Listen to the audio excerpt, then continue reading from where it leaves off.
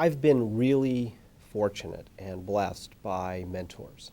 And in my own case, I've received almost no bad career advice. Almost everything that my mentors have given me has been spectacular advice.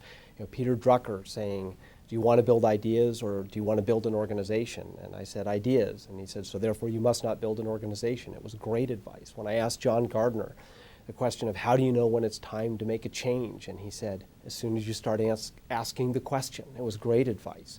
And his challenge to not be interesting but to be interested, great advice.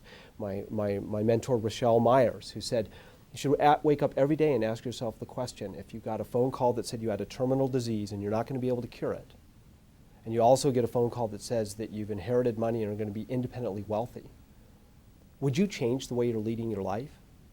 And if the answer is basically no, you've constructed a life that's a good life, and you should ask that question every year, every few months. How am I doing on that? That was spectacular advice.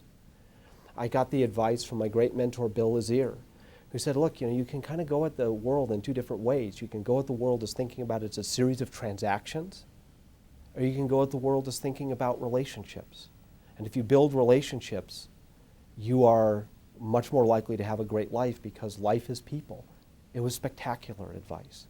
I've had nothing but great advice from my mentors. So if I flip around and I see the kinds of ways in which people seem to have gotten advice that wasn't so helpful to them, it might have been advice to stay too long doing the wrong thing, to stay too long when they're not growing. Irv Grousbeck has this wonderful line, don't spend 5 years getting 2 years experience, right? And another wonderful piece of advice about what not to do. The question always comes up, what should I do? What job should I take? What career should I take? What path should I take? Which company should I join? And I've come to the conclusion that's the wrong question. The question is not what. The question is who will you allow to mentor you? Who can you work with who has the values and the ethics and the character and the standards and the mentoring ability that you will grow no matter almost what the job is? So the worst advice is advice that tells you what to do. The worst advice is the advice that tells you what to do.